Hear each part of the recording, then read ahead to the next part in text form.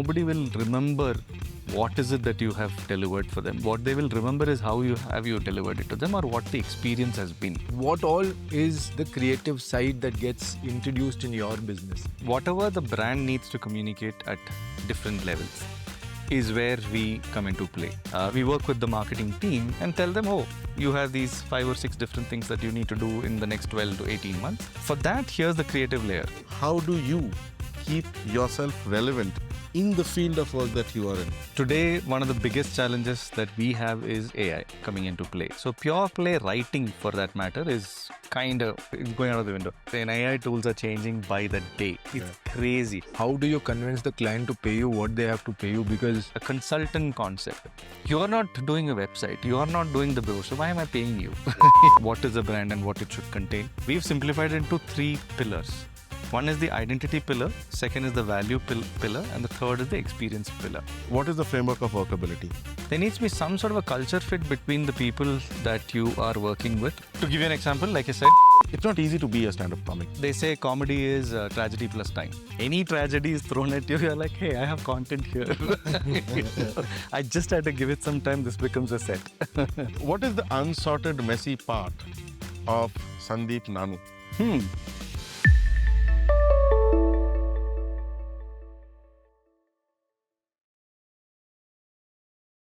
Creative Spark Plug is a black book of creative journeys.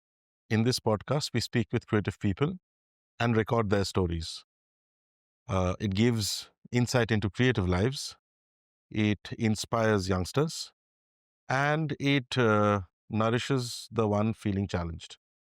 Today, we're speaking with a very interesting person, Sandeep Nanu. Interesting from the point of view that he wears multiple hats. And we're curious about how he balances it out and how he got into switching hats and caps and so many things that he does on the side. When I Googled his name, I realized that each one of them was about him, but a different thing about him altogether. That's a rarity, right? So, yeah, let's go figuring out about where did Sandeep Nanu start? I know you're a Bangalore boy. Yeah. Born and brought up in Bangalore. In the vicinity, I was told. In the vicinity, very close to where we are right now. Yeah, so grew up pretty much in the HAL area. Studied here in a Malayalam medium school. College was Baldwin's and St. Joseph's. Then worked for about a couple of years before I decided to start on my own. That was the journey, pretty much. Yeah, In a nutshell. in a nutshell. But I still want to stay a little bit with your childhood because that seems very interesting. You have siblings as well. Yes, You're the oldest, youngest? youngest. Youngest. How many siblings? 2 siblings. I have like almost a 9-year gap between my brother and I. So I always say I was like an afterthought. We've I have all a completely different thing to say, but yeah. So younger brother is in the second and you are the third. That is I'm a the 9-year third. gap. 7-year gap between my sister and I. Right. 9-year with my brother and I. So you just in case. He's just in case. Just in case. Yeah. Yeah. I mean, till recently, I used to say afterthought, but then after I got into stand-up comedy, I changed the narrative a little bit, and I said that after the first 2 kids, they were like, "Hey, we didn't do a good job, so let's try." एक आधा extra चलता है. So I changed that narrative a little bit. Yeah. No, but there are people like me as well. No, I believe in outsourcing. So somebody else has 4 kids, too many. God, you take care of cleaning the poo. I got them later on in life. I'll give them life lessons. And were you always creatively inclined? In some sense, yes. I used to love sketching as a child. So did end up going to all of these sketching classes and stuff like that. Used to participate in competitions and stuff. So I think, the creative spark may have started there from school, always trying to sketch, draw. By virtue of, I don't know if this is true for most people from Kerala, every sketch would have one coconut tree. I think that's valid there. Like as a That's Bengali, valid. yeah, it's almost consistent. It's very There consistent. are coconut trees, Yeah. there is a hill, there is a sun rising, Yeah. there is a hut, Yeah. and there is a road that comes out of the paper. Correct. And the road, every road that every picture will go exactly into that hut. Yeah. It's just a very private this thing and one chimney. Where does the child get that from? No idea. This is the biggest secret India has, I think, which is across the board. Everybody's drawn this particular. So I think the creative spark may have started there, and by getting into multiple competitions and things like that, I think it just continued for a very long time. So yeah, that must have been the creative spark. And anything else apart from sketching and Lots of gully cricket, where I would have bullied Rajesh, possibly. Yeah, a lot of sport. Sport has always been consistent in my life. So it started with cricket, like again, another consistent thing in India. I think every kid would have played cricket. So gully cricket was a big thing. In school, I played hockey. So yeah, so there was hockey as well. So this Kairli Nilayam, while it was not very famous, we were famous for our hockey sticks. Every time we get into the bus, we're like, ek stick aa gaya. Oh, see, he's there from Kairli Nilayam. So hockey used to be a serious sport. Didn't really play soccer as much, but mostly hockey in very school. unmallu that. Very unmallu. Very, very unmallu. And then obviously it changed. The sport kept changing across. It went down to basketball, then it went on to tennis. Now, currently, it's badminton. So sport has been another consistent feature across. Yeah, I think sketching and sport is what I can remember from childhood days. Yeah. Professionally, you've been in the branding and marketing space in some sense. So what was your graduation with? Electronics, BSc Electronics Okay. in Joseph's. Yeah, and it had nothing to do with what I do currently. That I figured from your LinkedIn also, it kind of gives that away. Correct. So college was physics, math, electronics. And because of probably the creative bent, I used to experiment. Back then, we were just getting introduced to computers and internet and whatever. And I say back then, I'm talking early 2000. My first job was with a web hosting company where I was hired as a web designer. Hey, that was, you graduated in the .com era. .com era. Just before it blew. Just, yeah. 2000. 2000 is when I graduated. So the first job was as a web designer. And there, it was actually a web hosting company, which meant, like a GoDaddy right now, which is you go register your domain, buy your hosting, and then get the website built. And at some point, I think there was a crisis where one of the DNS server had crashed and they needed a lot of support at that time. It meant that about 10,000 websites going offline. Back then, 10,000 was a huge number. Yeah. So they put me on to support as well, which meant that I needed to speak to clients. That's when I learned many things as far as career is concerned. One, of course, the value of time. Because when 10,000 websites are offline, and there were sites which was at that point early adopters of e-commerce as well. So they were selling stuff and they were obviously losing business day by day. So they were livid. They would call and yell and shout. And this was also, ironically, a very Mallu-dominated office. So a lot of people were Malayalis. For some reason, despite my Malayalam medium background, my English was decent enough by then. So they said, why don't you speak to the customers? So I've had people yelling at me from Delhi, from Bombay, calling and saying, this is the worst that we've ever experienced. And because a lot of them actually they were also not, returning calls. Because obviously you're only hearing galis, right? So you don't want to be talking. So I remember back then, somewhere I put together like an Excel file, and based on how much galis you got, that priority went up. Right?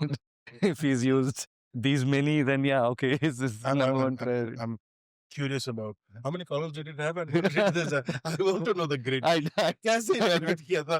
did not write down the galis. I just wrote down the domain and the person and the number. That's The it's just three. Yeah. It's pretty much like 3 or 4 columns max. Right. But what I did do was commit to the client saying that I don't know if I'll be able to fix your problem by a specific time, but I will call you 10 a.m. tomorrow to give you an update. Which they never believed, because at that point we were not even, like picking up calls, forget returning calls, right? But the fact that I started calling them back exactly at 10 suddenly changed everything. They were like, oh, someone called us. And that too at the time that they promised. I realized the value of time then. And suddenly from Galis, it became a lot of respect. And my dialogue is the same, saying, I haven't fixed your problem, but here's an update. Here's where we are at, and here's the new timeline that I'm giving you. That by 4 p.m. your site will be online. So that was the first job, and that's where most of the learning happened. The value of time, which I drilled into people that I worked with across, still stays true. I mean, it's been 25 years since I've started working. Right now, I'm at a very funny situation where clients are scared of me just because I'm on time. They come 5 minutes late to the meeting. They're apologetics. I've already won that meeting, right? Like, we're very sorry. We're very Thankfully, sorry. I came 5 minutes earlier than you. I've had so many like that, and also like I know that at least I can think of 5 or 6 such instances during my initial years of starting on my own, where I walked out of client meetings saying that you are not on time, and that converted just because I walked out from that meeting. I remember, I won't get into names. Developer, their marketing head used to consistently make me wait at least half an hour every meeting. The third meeting, I walked out. I wrote a letter saying, "You are a big developer, but while I'm a small agency, I'm like the most important person in the organization. I can't afford to lose my time like this. So I don't think value system really works. So I don't want to engage with your company." And then the CEO called because he got to know about this instance, and he said, "Let's start working," just because I walked out. So I think the value of time was a huge piece thanks to that 2 weeks in that first company that I worked where the server had crashed. So yeah, there is a silver lining to a lot of things. Those 2 weeks were horrendous. As in, I worked, I think, 20 hours a day those 2 weeks. I'd start at 11 a.m., end at 7 a.m. the next day because there was so much to do. Dial-up era, right? So the servers were in, our servers are in Canada, I think. So you do a double click here and it'll take like 25 seconds for that to open the folder because of dial-up, because it's opening the folder there. So hence this whole 10,000 websites, bringing it back online, and we had to do every DNS entry manually, and that's where I think the biggest learning I had. Although I hated those 2 weeks, now looking back, I think was like a turning point, so to speak. Nice. You had one job after your graduation. 2. So when you were web designing at that point of time, yes, I understand that probably was a new field and they were fairly new. Yeah. Considering the e-space was opening up, or we were dabbling in it at that point of time. When you took on to web design, what were the what was the principles or framework for design that you were following for yourself? Back then, it was very structured, right? We were limited by what an HTML code could do at that point. I still remember, I think we were using Dreamweaver. Adobe had Dreamweaver. Yeah. We were using Dreamweaver to build. So it was predominantly the rows, columns layout. So there was only very little that you could play with. Everything had to fit into a very straight line format. There was no possibility of a curve and any designs that we currently use from a user standpoint. I would say it was plain boring top line navigation menu. Uske baad maybe like just one visual with text boxes, and that's pretty much it. So if you were to take like 100 websites, I think 95 will look pretty much the same except for colors and fonts. Nothing else. It's just the rows and columns.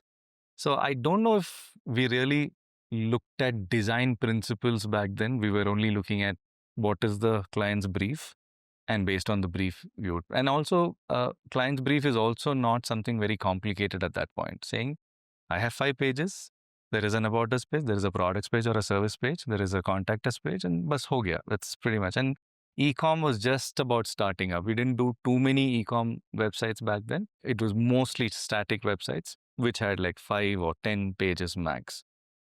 So that was only, I did that for about a year, I think. And like I said, post that whole crash, I moved into support as well. So I started doing less of design and more of talking to customers. So I don't think there was really design principle at that point. It was very functional. Very functional. Very, very functional. I just need to have an online presence. It was just an online brochure, right? Yeah. Just I need to have an online presence. Get me online. That's it. Didn't really have any principles in that sense. I want to understand how, from an electronics background, you got into a creative space. What got you there? Don't have a straightforward answer. I think the like I mentioned about the whole sketching growing up, there was always a creative side to things. I'd look at something and I'll try and sketch that or whatever. And when we started getting introduced to computers, less of coding, more of design or more of putting something together was what I've always tried to do. We used to have cyber cafes at one point. Yeah. Do you remember? So there was a 99. cyber cafe. Junction 90. Yeah, there was one cyber joint where I used to live. And while they were setting up, I helped in putting together the LAN. And once the LAN was set up, one of the first things that I did was to have their own customized homepage. And back then, there were a handful of websites that people would go to, right? There will be like Mail is the main one, and then maybe a news Yahoo. site or a chat. Yeah, Yahoo, Rediff, maybe that MIRC chat. I don't know. One chat, one or two chat.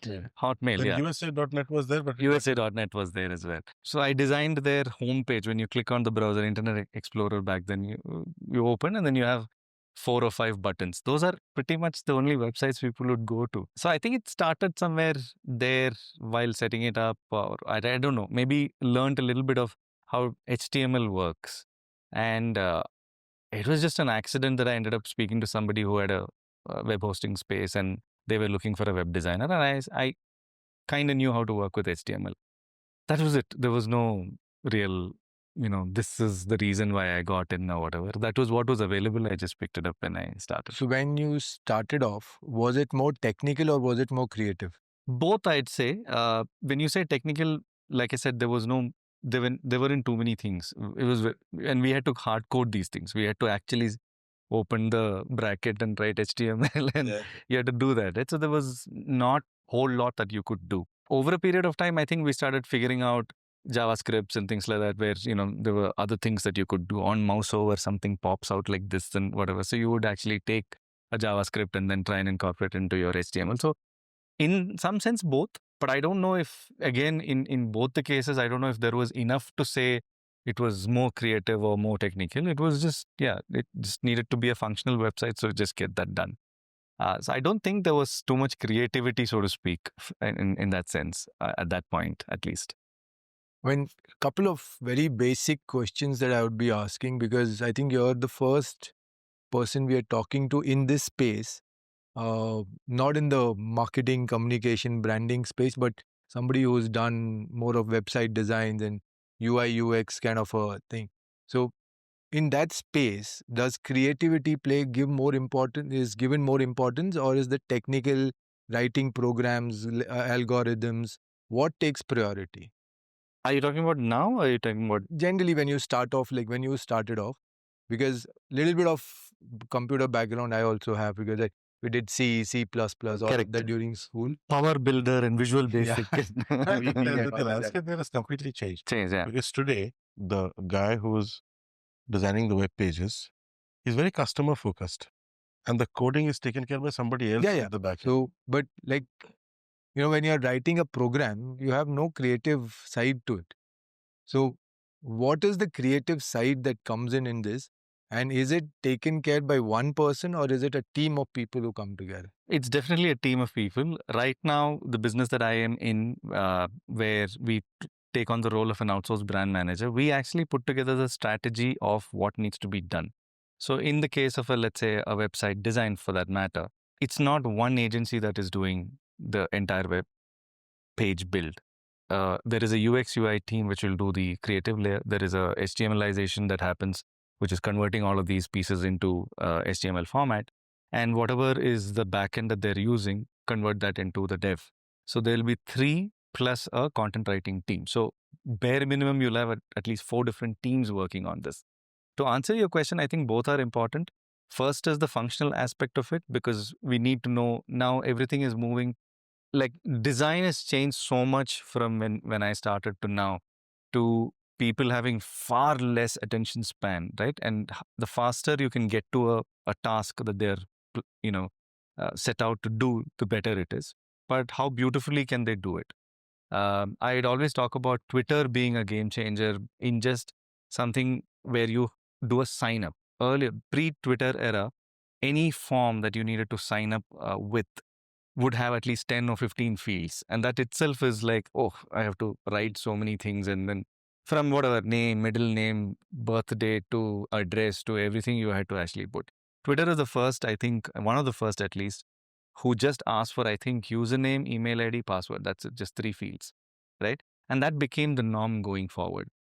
Post that, anybody had a form and it had more than 5 fields, they'd be like, hey, Twitter never asked, which is what Google also did after a point, right? It's just a search box and you just click on that and you get the results. I still remember, I still recollect some of the examples that clients would tell us.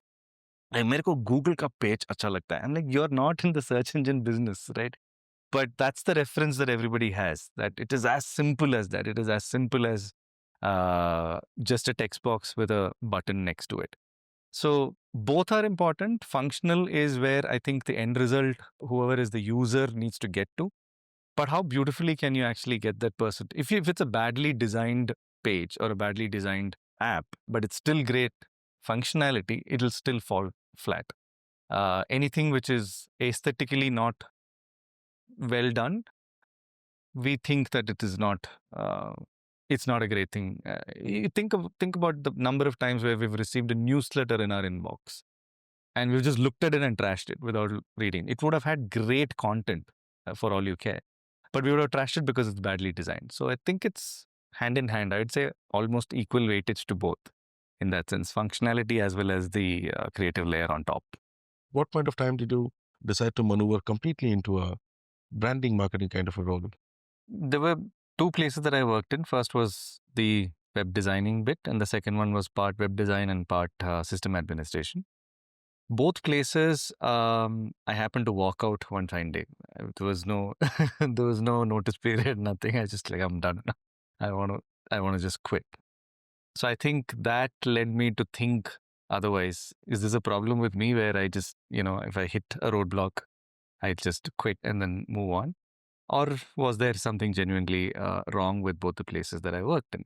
At that point, I think I had pretty much reached, it's not like I had too many experiences, but those two just walking out like that, I decided that I can't work for anyone. I needed to start something on my own. That was 2003, just 3 years after I graduated. But I had no backing in terms of running a business. Family did not have any background like a family business, nor an MBA for that matter.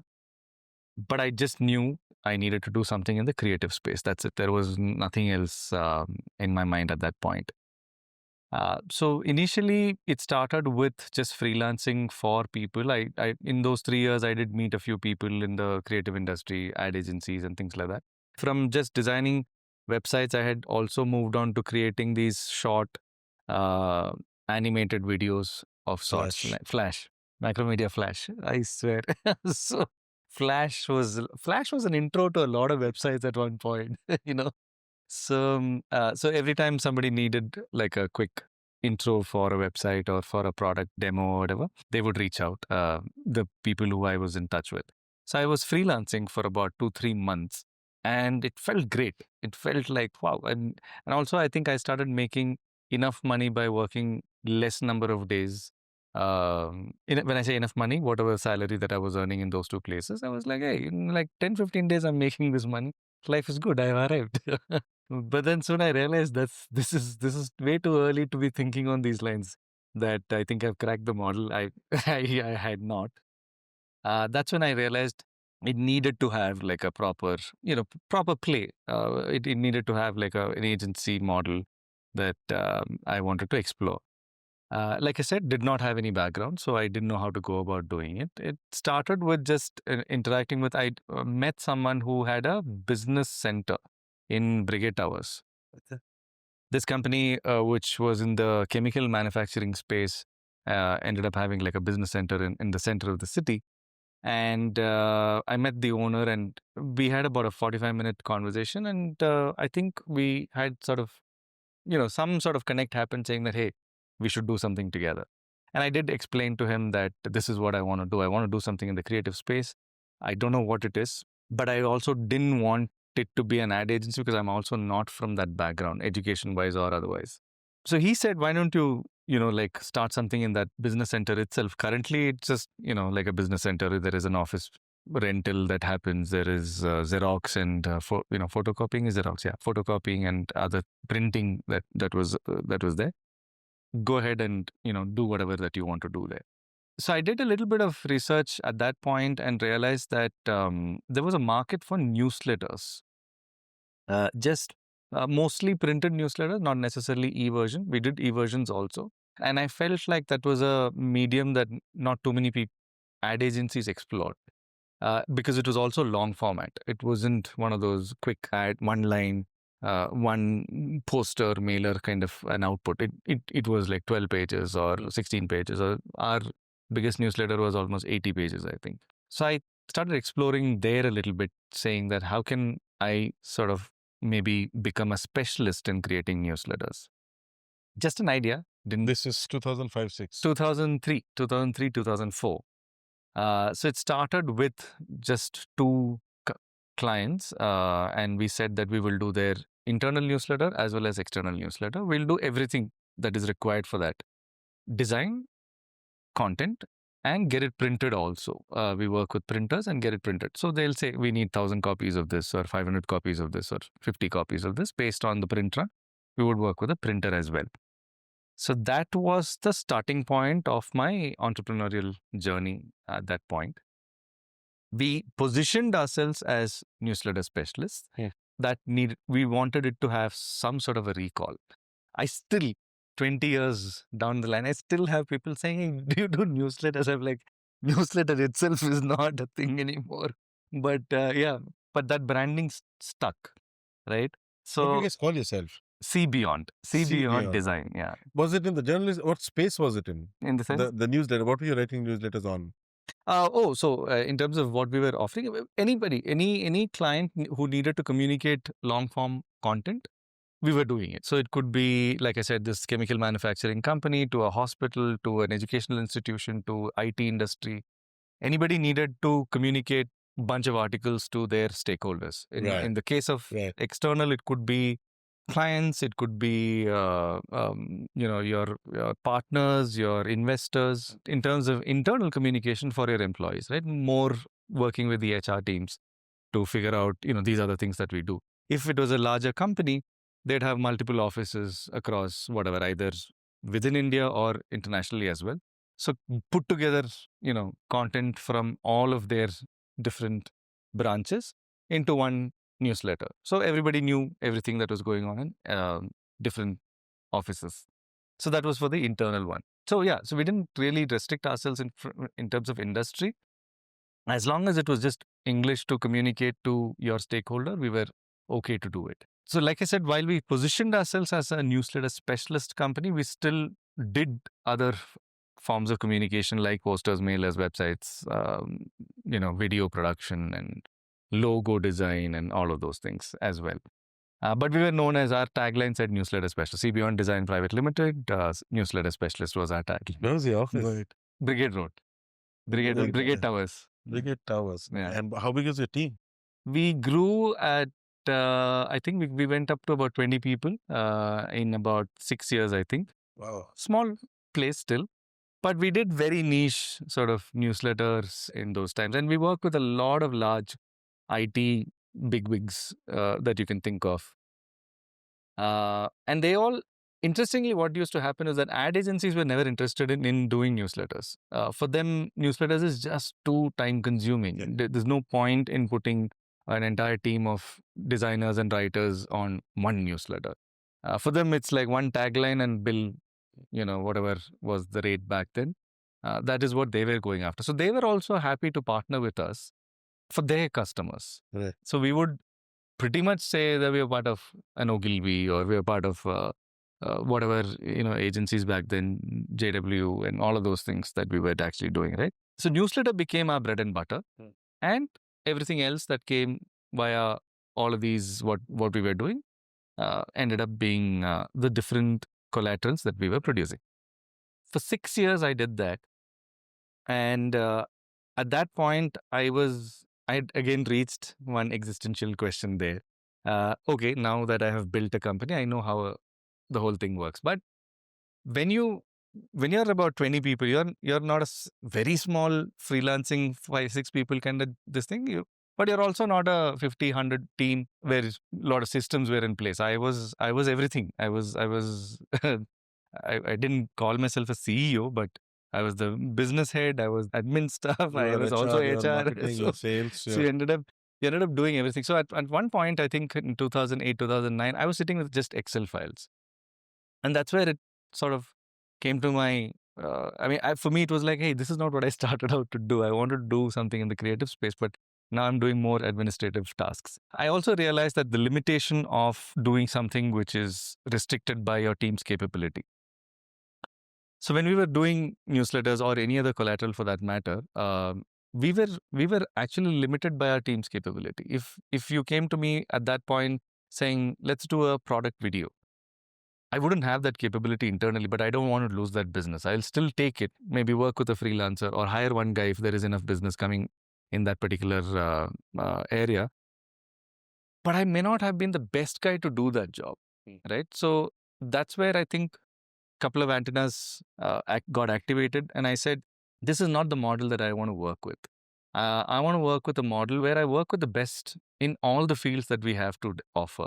If we say logo design, let it be somebody who's the best in that. If it's web development, let it be somebody best in that. And for a smaller agency, that is always a challenge. Smaller agencies cannot build a team which is brilliant in content design, development, video production. You possibly can't. And if you have to, you're talking a 200, 300 man team. Even then, I feel like you'll be good at one or two things and maybe average in the others. So that was problem number one. Problem number two was a fatigue working with large corporations. While the money was good, the whole relationship was, I'm a client, you're an agency, you're a small agency, this day, right? So everything would it from be right if I understand that as hierarchy? Hierarchy was a big piece. So you're always, you're not on the same page or you're not on the same bandwidth or level or whatever, right? So it's always like, hey, I'm the client, I'm paying for it. So which is where I think some of these things was a shocker, where I walked out of meetings saying that I don't want to work with you because you came half an hour late. A small agency doing that to a large company was a big deal at that point. So there was a fatigue. And also in terms of just payment cycles, right? They would want creatives by yesterday, but the payments would come 6 months down the line. So then you're in that vicious cycle of, money has to come in and then this has to be paid out. And it was just, like I said, Excel file became my bread and butter after a point. So fatigue working with large corporations was problem number two. So yeah, these were the two primary problems that I saw where The level difference and the money being. the level difference, the fatigue with large corporations. The second is the fact that you cannot be the best in everything that you have to deliver. You will be good at one or two things. The rest of them you're just peddling. I wouldn't say problem number three, but opportunity number three in this was that a lot of small and medium-sized enterprises and startups, I saw a gap where they're not big enough to have like a brand manager. So all their creative calls are taken by either the CEO or the marketing head or the HR head or whatever is, whoever is in that hierarchy. And they need not necessarily come from a branding background. So hence what used to happen or what still happens, mostly it is just by the gut saying, yeah, मेरे को ये color अच्छा लगता है, or I like this particular language style, or I like this. And then does it really, uh, align with the value that you want to build? Does it really align with the brand that you want to actually build? Wouldn't have been thought through because it's the CEO who's just hardcore manufacturing background, or he or she must be from, or whatever, manufacturing to medicine to whatever is their background. So I saw an opportunity there where I felt that we could go and play that role. Now that I have done the other side, where I knew what collaterals can do to your brand, if I could fill that gap of, hey, can I be your brand manager and work with others to get things done for you? So it became more of an we became more of an internal team rather than an external agency. So that's the opportunity, or in this case, when I say problem 1, 2, 3, that was the third piece that I felt like needed to be addressed. Quick thing. So when you say work with others, So basically, I'm assuming here that you have developed some kind of a relationship with the client, and the client is like, "Bus, this guy is getting me. I will work through him. He can work with 10 other people." These people that you're collaborating with or getting work out of, they are not your internal team as well. No. Perfect. Continue. Yeah. Obviously, I didn't have clarity, this kind of clarity back then. What I knew was that I didn't want execution to be internal to my organization. Where this problem happens, the problem number one happens, which is limited by your resources. If your problem that I'm trying to solve is something very different, very hardcore, you collaborate with like a Red Bull, and then that's how you will, position your brand. I may not have that capability at all, but I will never recommend that as a solution because I don't have that capability. So because of the restriction that comes with having your internal team is where I decided I will not do execution. I will move into consulting, where I tell customers what they should and they shouldn't do as far as the brand is concerned.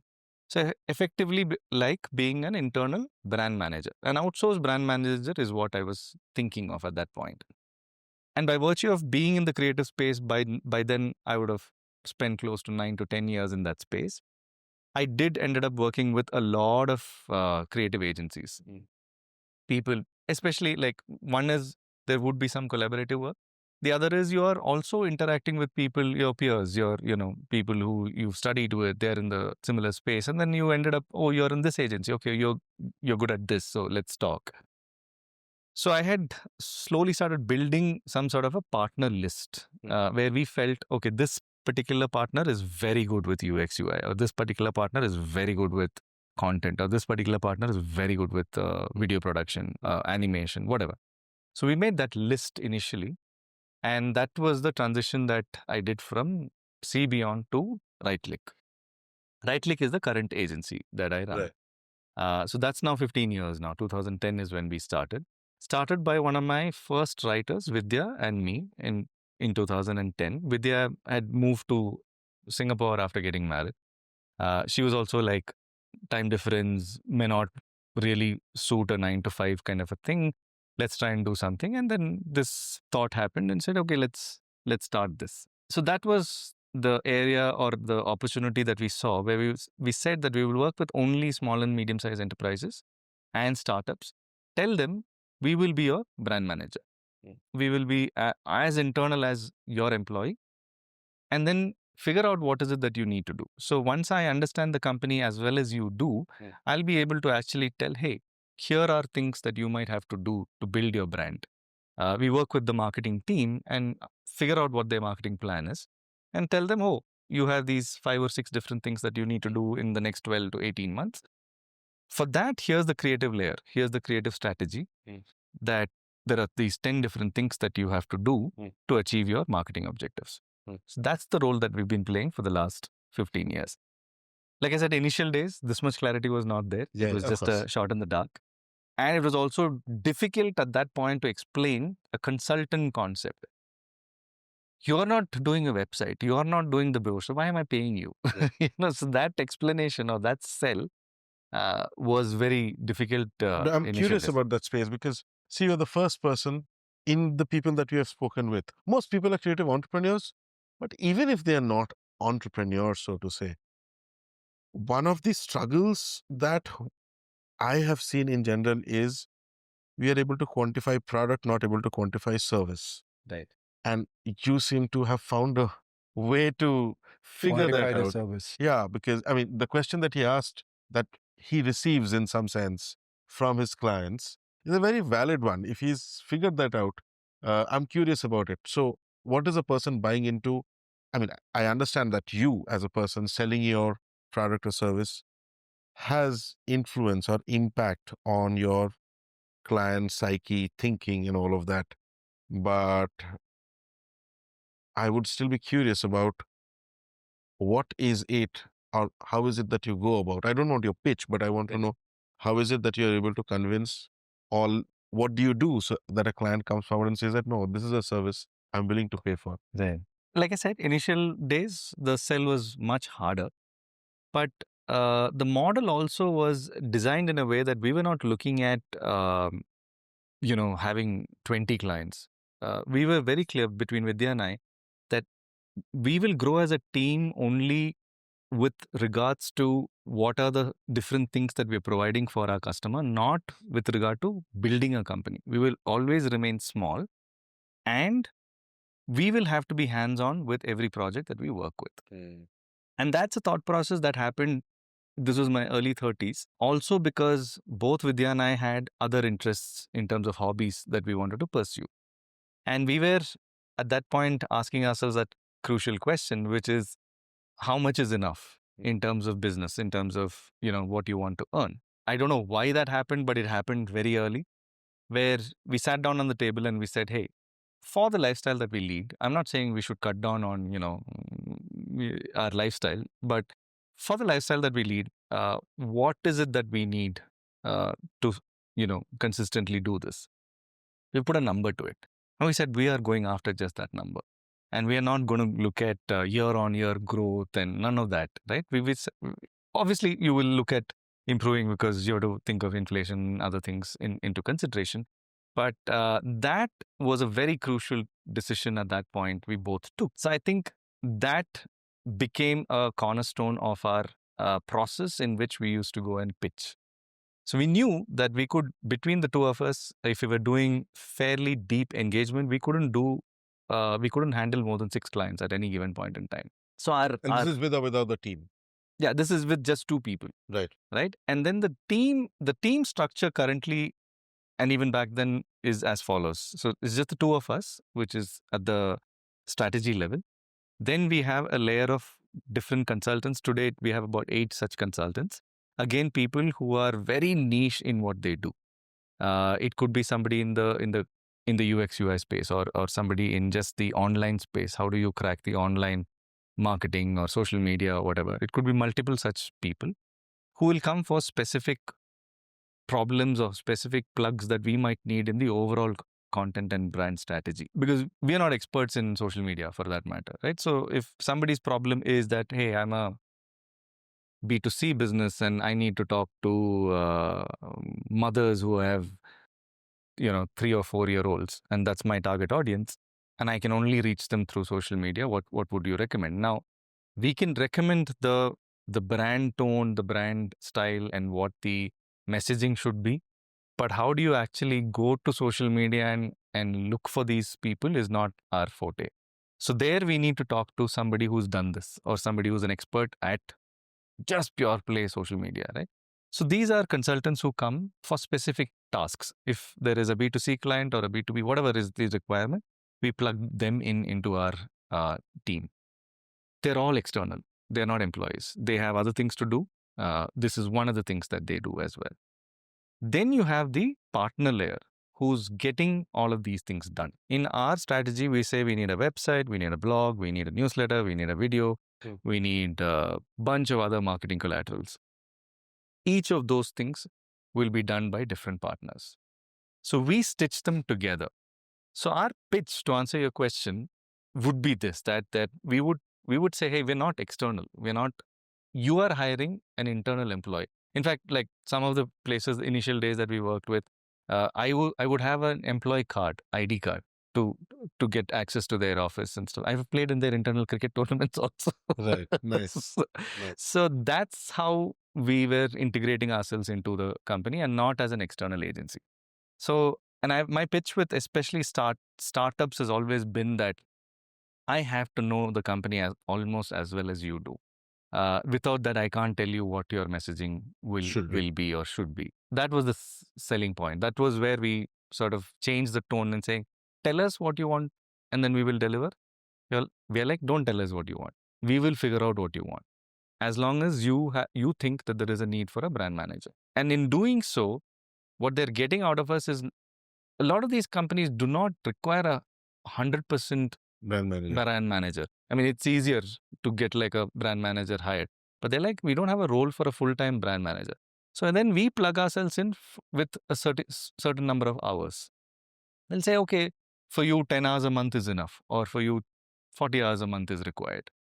So that plug and play became an easy selling point initially. But yeah, it still was a hard sell because but website wo kar raha hai. Why am I? But in a lot of cases, what used to also happen is that we ended up talking to a lot of people who have burned their finger once or twice before.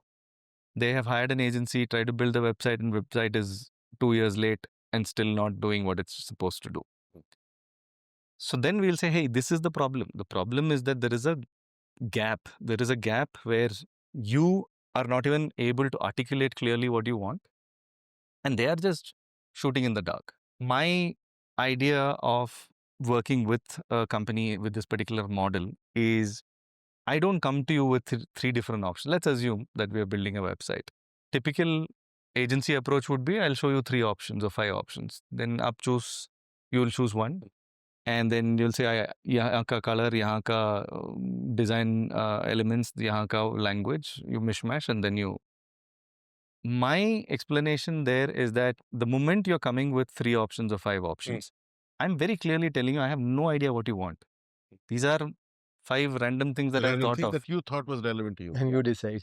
Correct, and you decide. That's the wrong approach. The approach has to be, I have understood exactly what you need. Here's one option. Now you tell me why this option shouldn't work. Only then I will come back to you with the second option. That is what I try to do with being in the internal side of things, saying that communication is my problem. I own the brand in some sense. Yeah. Right? You do your whatever is your product or service that you're selling, you do that. I am helping you bridge the gap of communication to your stakeholders. So if I think this is the language or this is the color, this is the design language or design content strategy, then leave it to me.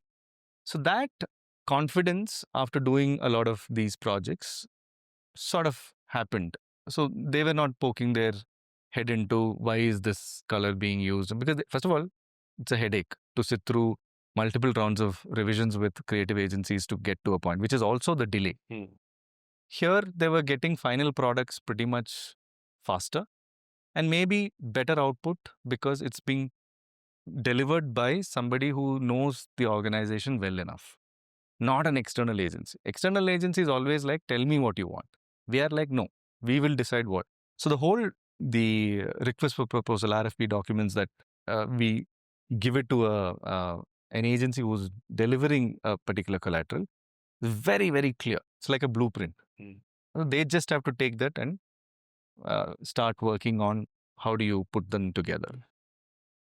I think, these were the two things that helped us convince customers at that point, saying that, okay, this is a model that we can explore. And because, like I said, our requirement was also that, 6 clients, we're happy. We'll just stop there. So over a period of time, I think we've said more no's than yeses to jobs that we could take. I'm also a firm believer of reputation, this timing thing that I was talking about. Huge believer of that. But like I said, 20 years down the line, I still have people calling and saying, hey, do you still do this? Because, I mean, to get that extra business or whatever, today if I take this up, I will make a few lakhs or whatever, is easy. But building that over a period of time and saying, hey, he's a dependable guy takes time. And both Vidya and I very clearly, initial days itself, said that if it's something that we believe we are not the right people, we should be the first person to tell the client, which also played fantastically well in the long run. And people would have said, hey, thank you for being honest, but when I feel that there is an opportunity for us to work together, I want to work with you because of being honest. Because as a small agency, you're never saying no. Yeah. You're like, ye You're chahiye, desperate. हाँ, ye chahiye, हाँ, we'll do. Ye chahiye, wo bhi kar lenge. It's like that, right? So when we started doing that, that also played a huge role in building our reputation. Today, I'm happy in the last 25 years of working. I think if you were to talk to anybody that I've worked with in those 25 years, one thing, they may not say I'm the best creative guy, which I'm okay with. But what they will say is that this guy is dependable. He will deliver what he promised that he will deliver. Right? So that I'm happy about. That is a consistent dialogue that you will hear from anybody that I would have worked with in the last 25 years. So, yeah. You're in a business of creativity, that is for sure. But what components of creativity are there in the business? Like didn't graphic understand the question. designing, UI, UX. So you have photography, you're writing, content writing. So these are all various creative aspects. So what all is the creative side that gets introduced in your business? when I'm delivering stuff to the Yeah. customer. So it's basically the brand strategy, right? So whatever the brand needs to communicate at different levels is where we come into play. So if you were to look at brand identity documents, which becomes the Bible for everything that follows, is where the starting point is. In that, we define everything about the brand. What is the language? What are the colors? What are the things that you can use, you cannot use? Visual styles to language styles, all of that gets defined there. From there, when you start putting together the collaterals, anything can happen. It's an ongoing exploratory, collaborative effort that happens with the customer. So it will include anywhere from starting with the logo to brochures to websites to product shoots to anything where there is even like a collaborative thing that you can actually do between two different vendors or two different products. All of that becomes part of your ongoing collateral deliverables. That can include anything. There is no So like graphic design, photography, everything that you can think of from a whatever is the touch point, right?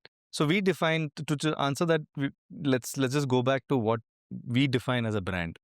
The brand has, if I mean, a lot of people have different ways of explaining how a brand, what is a brand and what it should contain. We've simplified it into three pillars.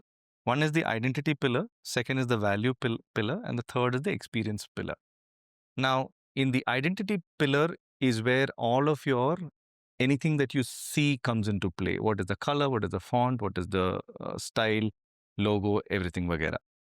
The value is what is the value you're delivering to your customer? What should you be known as? Are you a dependable car manufacturer?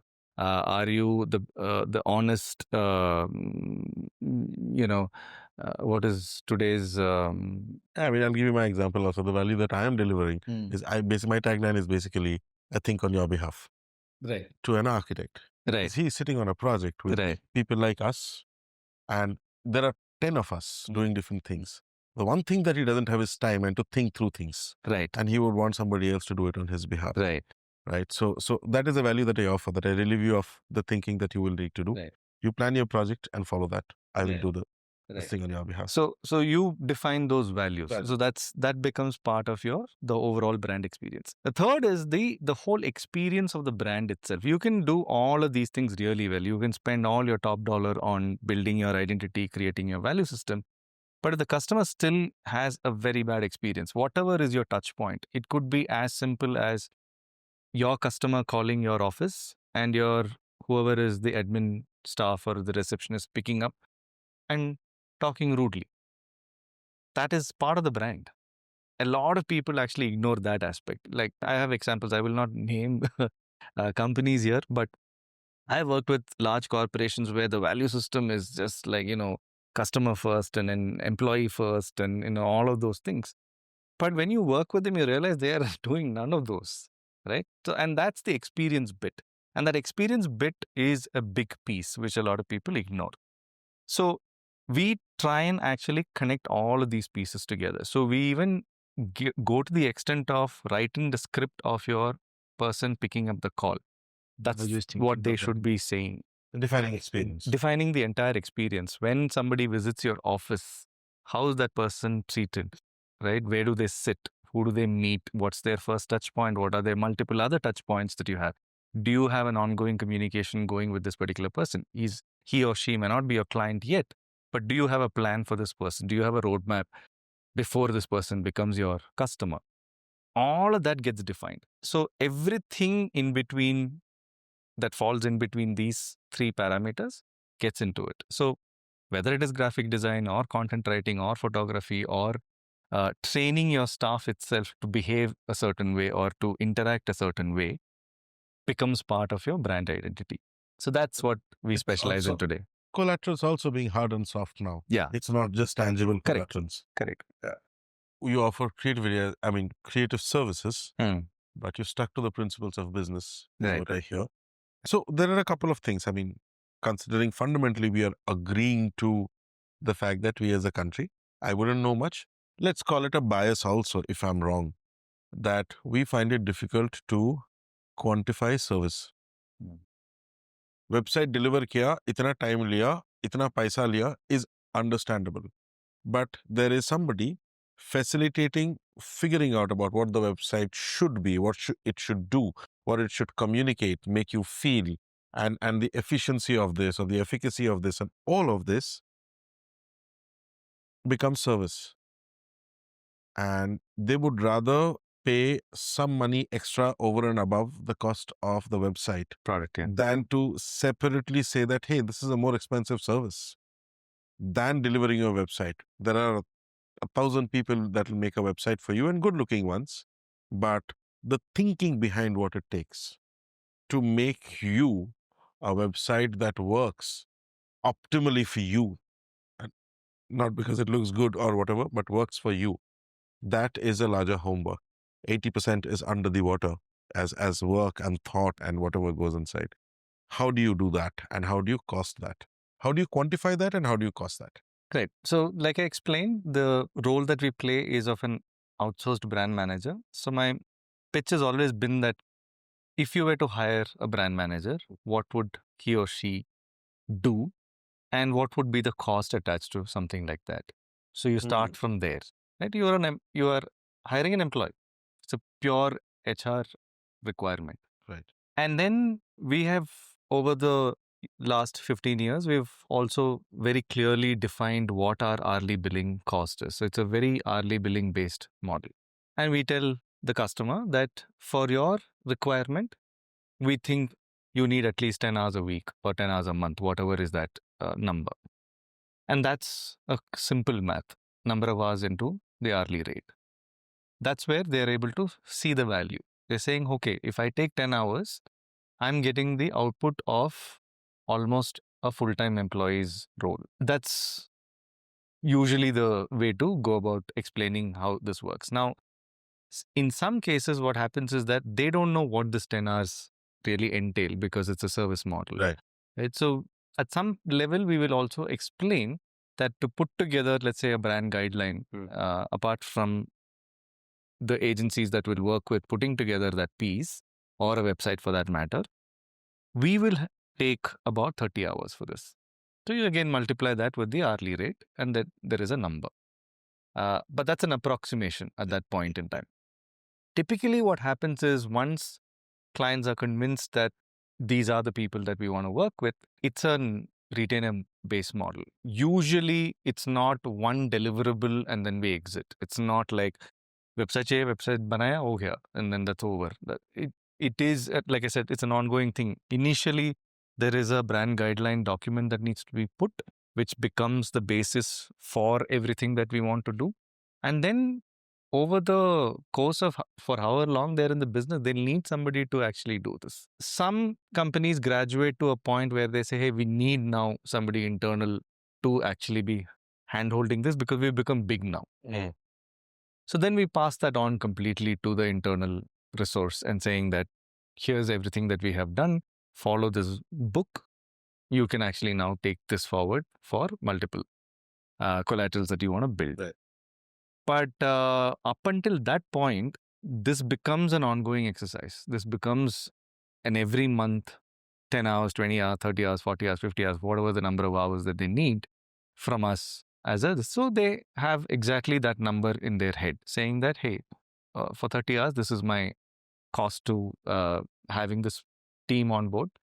And in our case, you're not getting just one person, right? That's the other beauty of it. You are typically getting three people.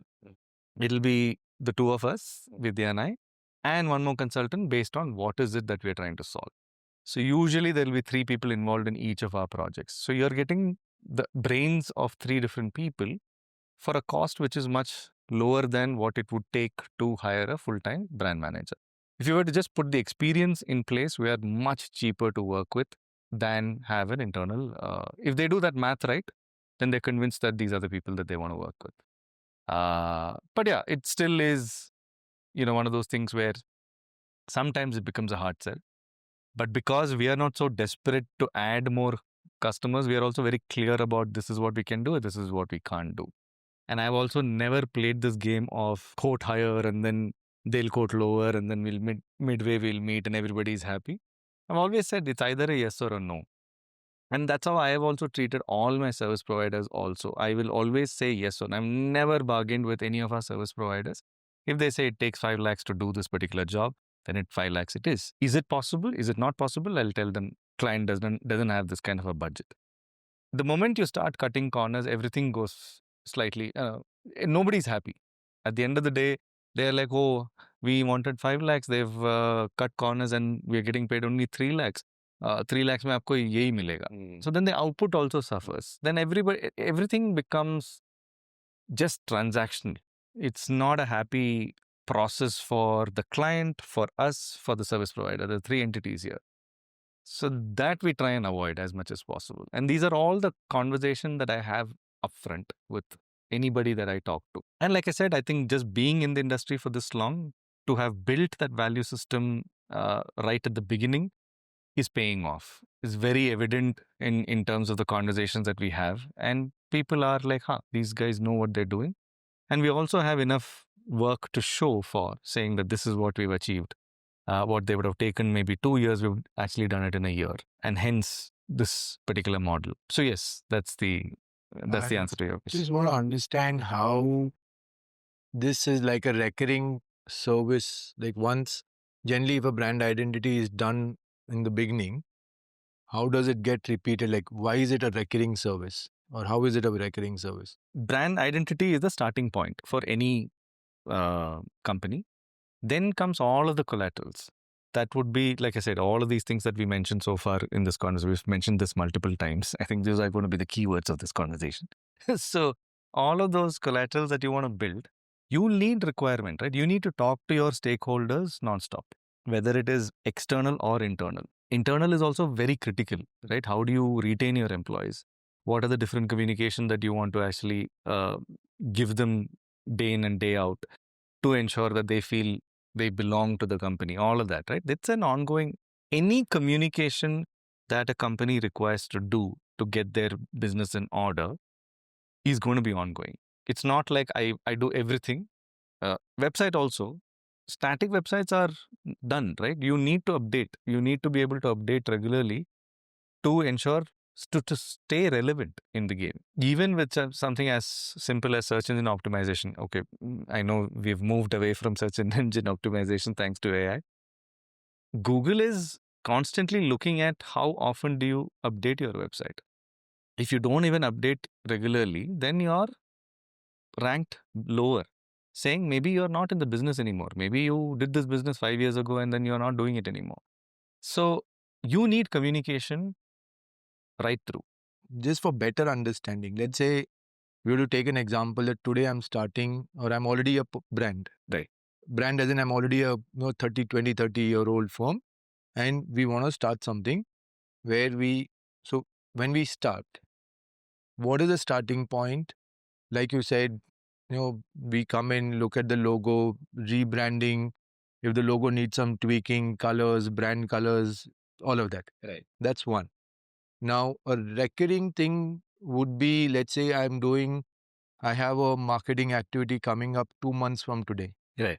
So the entire communication around that, the entire written content around that, if there is any online, what do you call that, online thing that we need to put, the communication that needs to go on, the thing. So you do all of that. Correct. So it could be that you're now, in 6 months from now, you're taking part in a trade show, for instance. And it requires a whole bunch of things around it. What are the different things that are going into this, just your space? You've been given, whatever, 5 by 8 cubicle or whatever. How do you design that space? And what's the experience for customers or whoever walks into your booth will take back? And are there any giveaways that you're giving? So we'll have to start thinking on all of those parameters and work with the different teams to get those things done. Now, working with a booth or whatever, you might end up talking to an environmental graphics guy. It's not your regular graphic designer who's only thinking A4, A5, A6 sort of size. Now, suddenly we're talking large formats, an entire wall, an entire pathway, all of those things. So you work with an environmental graphics. There are different people for that. Yeah. There are different people. That is something We've that sliced and diced to a point where people are like, how do you work with so many people? So that there lies in the answer to some of your questions as well. That to talk to all of these people, you need to understand what is it that they deliver. So There is- because for a normal person like me, if I need a letterhead, I go to one person. Correct. If I need a bigger visual, I go to the same person. If I am doing the graphics for a big kiosk for, let's say, a trade fair, I Right. still go back to the same person. So what you're saying that's the wrong There are- approach. yeah, it's That's a not wrong- the right yeah. approach. That's also the layman approach. Anybody who wants a one-stop shop, it's not a wrong ask, but that's because they can't slice it and dice it. Correct. And they don't know what it takes to slice it and dice it, and what are the different parts to it, which is why they want a one-stop shop. It is not always the non-availability of time for you to be able to do it. Also, I understand it's a service, and like a person coming to So then As for- this also means that there is a lot of lack of knowledge. Of course, no. Like the And first time somebody doing an interiors, they actually don't know why are they talking so much and questioning so much. They sound suspicious of you almost. That's because they don't know. They don't know if you're saying something is 100 rupees, why should it be 100 rupees? They actually did not know whether it was supposed to be 10,000 rupees or 10 rupees. So even if whether you throw 100 or 1,000 to them, they will still like to come to a place to say that, this seems regular, he's not expensive. also for a little more better understanding, if I were to take a few names, not in any wrong light, if let's say if I'm going to Foley Design and I'm getting a certain service, and if I'm coming to you, you're not Foley Design, you are somebody who works with multiple people like Foley Design. Right. Okay. Right. Yeah. Because we have sliced and diced. Because we believe that each agency or each service provider is really good at one thing. Usually, they're okay with others. So let's go to them for just that. And also, what happens is they're happy. If I go to the UX UI guy and tell him, you only do UX UI, don't do the backend. Very happy. They're like, backend is a headache. We don't like doing it. We are only doing it because there's business there. Business is coming. People are like, you do everything. So when you slice and dice like that, everybody is happy in the whole process. Now, that's where our expertise come into play. For a client, if there are 10 different things that they need to do in the next 12, 18, 24, whatever the number of months, they might have to talk to 16 different vendors. They don't have the bandwidth for first, they don't understand it. Second, they don't have the bandwidth for it. And that's what we do. We tie them all together because we hold the brand. We're like everything that goes out from a communication standpoint, from this organization, will have to pass through our filter. And that's where we own the brand. When we own the brand, No, I've never seen it from that. Can in I say that something? And in perspective. fact, I'm also cross-checking my understanding here. From a branding and communications point of view, another way of looking at him or his agency could be that they are branding and marketing PMCs. I don't know that. I think he would have to answer that. Because But what does a PMC do for us? Big businessman opening whatever, 1 lakh square foot, this, that, all of that. Now, there is an architecture firm, but there is a PMC which comes and ties everybody from the 20 different tiling guys to the landscaping guy, to the lighting guy, to the electrical guy. And they're all like, so he's holding on to the strings of but it's more on time management. time. Here, it's not a time No, management. Baba. It's not time management. A PMC is also helping the client choose which electrical guy you should take. Because there are 4 electrical guys he also knows, right? Of different scales, different professionalism, different quality of service, so on and so forth. How does a client jump 3 steps and go to that guy? It's a tall order for the client and it's a waste of his time. So he pays this PMC to be able to find the right electrical guy and say that this is what it is. Time is his biggest deliverable, usually in the case of a project. But that is not his only deliverable. Tomorrow, if the quality is bad, the liability is definitely on the electrical guy, contractor. But the PMC is going to be there saying that, listen, I'll negotiate this thing for you. He's done it. You're paying me separately for my services. Maybe the finances work a little differently. Maybe they pay him and he pays further. In the case of a PMC, typically, you pay the PMC for his services, whatever, 7%, 10%, 12%, whatever the amount is, and you pay the electrical guy separately. Also, the longevity of what he delivers as a website vis-a-vis somebody who does electrical wiring for a commercial complex is very different. which means you will need direct access to that electrical contractor and his warranties and guarantees over a period of time. He can actually tweak the backend of a website faster, easier, quicker than an electrical guy's goof up. I also had, I mean, while you were explaining all of this, I also wanted to understand how do you convince the client to pay you what they have to pay you? Because if That has been my question to him. That is what he's answering. if there are so many of these people and you are here, a lot of times don't clients say that why not? I would rather go to them directly than come to you. Yeah. Yeah, So, absolutely. so there is where his value proposition comes inside. He is saying that don't look at me as an external agency. Don't even tell me what you want. Treat me like one of your own. Yeah, but a lot of people don't understand that. Correct. So, but those are not his clients. There is another thing that he has said, which is he's not trying to scale the number of clients. He is working, he's okay and he's happy and content from his business model point of view, working with a fixed set of clients and continuing to work with them as partners. It gives him the advantage of continuing to maneuver with the brand. He doesn't want to work with 20 people. So do you get briefs like today I'm at X turnover, in 3 years I want to be at X plus 10 or X plus 20 or X into 10? What needs to be done and how you want to do it, please go ahead and do that. In some sense, but then the turnover is not a direct this thing of what we are delivering, right? It may have a component where we, how you position your brand, how you market yourself, all of that becomes this thing. But that's got a lot of other parameters. That's got business parameters, whole bunch of other things that come into play for you to go from X to X, 10X. So we don't get into those kind of this thing because you can't define or you can't quantify the ROI of a good brand, right? Now, this whatever coffee that we were talking about, packaging, you can't define how much of ROI they're getting out of just that packaging design. And I'm sure there is somebody who just worked on packaging design to get there. You can't say, my turnover went from this to that because of just the package. Even like we've always said, right? When people put up hoardings, there is no direct correlation to how much of that is translated into business.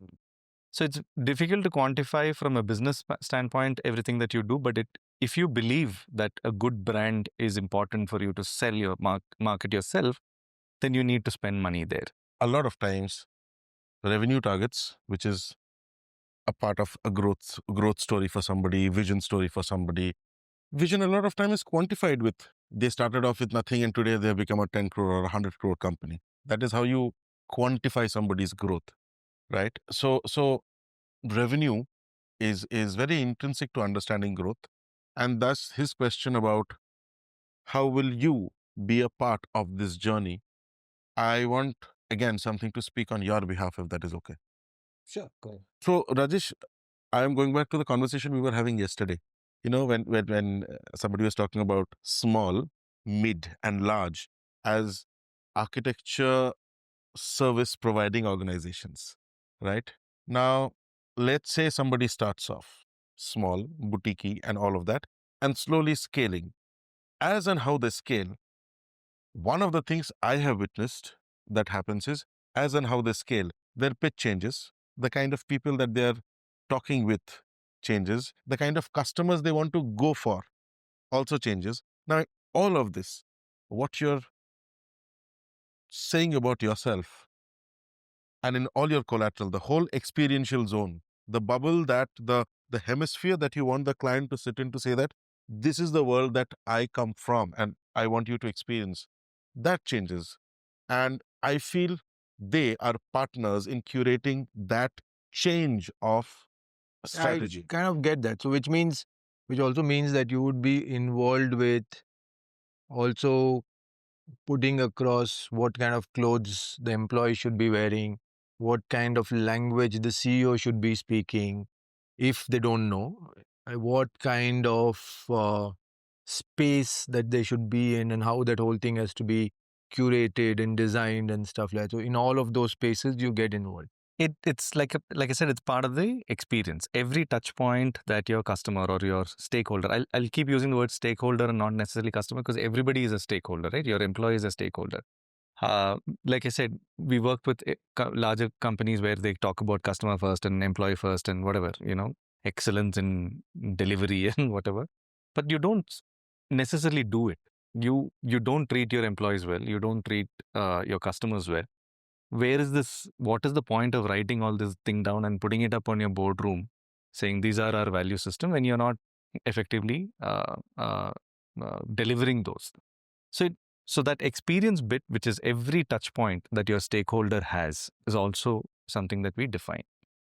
And there lies in the challenge that, like, when we say, a lot of times when we say branding, everybody focuses purely on the identity piece. Some will focus on the value piece. Very few focuses on the experience itself.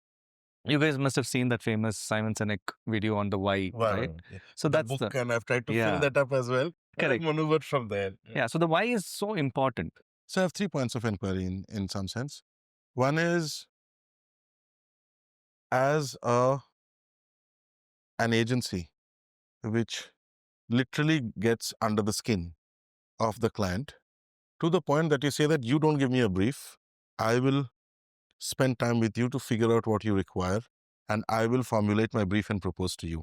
It's a very different way of approach to this thing. It's almost like saying that I will be a partner in life in some sense, right? You work a lot with startups. That is one point of inquiry, which is startups come with their limitation. In some sense, I would go to the extent of saying, especially because I've had a few to my name, a startup is against everything. A startup is against time. A startup is against know-how and knowledge. A startup is against money. A startup is against resource. And they literally have. So probably the most consistent thing that you hear is, we are a startup, we are shoestringed, we don't have the budgets for it. Isn't that one of the biggest filters that you cross through? That is one point of inquiry. The second point of inquiry would be about this aspect that you spoke about as to how you and your partner Vidya have positioned themselves in a space which allows you to live a balanced life. Correct. Right? The startup culture also has thrown us deeper into a pit wherein we are more compromised at our personal end. People are working the hustling culture, which means that you go and want to retire at 45. And so everybody is there. And the funny story is what you were sharing, right? That 15 sets of people went out together. Only 2 people said in their mid-40s that they're doing fine health-wise. Rest, everybody had a problem. I don't know whether it is like an oxymoron of a situation or what, that you did everything to get yourselves free of financial burden by your mid-40s. You may or may not have gotten there, but you don't have the health to experience the rest of your life. You're just in the midpoint of your life in some sense. So how does that balance work for you? And the third pit will be everything that you do that intrigues you. How do you go about that? And what role does it play with the work that you do? Right? So these are the 3 points of inquiry that we have. Anything else that you would like to throw in? So the first bit, startups will typically come to you saying that, भैया पैसा नहीं है, अभी आप क्या करती? Yeah. So, in some cases, it becomes like an ongoing chat that we end up having. We also look at how much of a value we can add to that particular brand and see where we can meet midway. In some cases, what has happened is that this whole shoestring budgets conversation, they also end up proposing sweat equity model, where we don't get paid, but we do get equity in the company. So that is how that conversation gets mitigated. But for that to happen, we need to believe in the business that they're in. If that's a business that we don't believe in, even the sweat equity doesn't really make sense. So that's one approach. Second approach is also to test it and see if we work well together, which is an important piece in any long-term relationship. There's no point in saying, I have so much planned for you for the next 2 years. So now let's do something which does not pay or whatever. That is different. First, let's see if we work well together. And I have always maintained this, which in the case of, like I said, when it comes to like this whole negotiation and bringing down the cost and all that, I'm like, we are here to get an end product. There is an end goal to a lot of things that we do. Let's have fun while doing it. That's an important piece for me, whether it is working with a client, or even if, let's say, in my first agency, See Beyond, I mean, again, if I speak to some of them, they will still say that was some of the best years of their career. Because I have always maintained that while you're working, have fun doing it. It's very, very important. Otherwise, you're not at your optimum best. If you wake up on a Monday morning and say, oh, I have to go to work, that's when you need to quit. And I have told this to everybody who's worked with me, saying that you feel that way, you talk to me, I will tell you to quit, right? I will ask you to find something else which makes you happy. So that's an important piece in any relationship that we work with. So I meandered a little bit to that first question, is to identify whether we work well together. So in some cases, what we also do is that if they're earnest in what they do, and if we believe that there is something that we can look at long term, you may not have the budgets for it right now, but eventually you might, then we might also try and see how is it that we can support you in whatever format, even if it means we work the first 3 months without getting paid, or whatever is the minimal amount that they can actually support at this point in time. That's as straightforward as it can get. Otherwise, if it's not there, it's not there, and we don't believe this is going to work, we don't engage. Yeah, I don't know if that answers that bit of the question. I mean, nominally, if I want to double click, I will get back there. Sure. Yeah.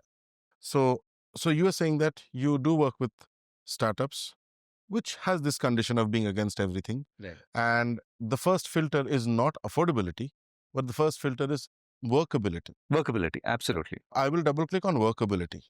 When you're talking about workability, what is the framework of workability? Because actually, you've answered part of this question earlier itself in another conversation altogether, which is overlap of values. Right.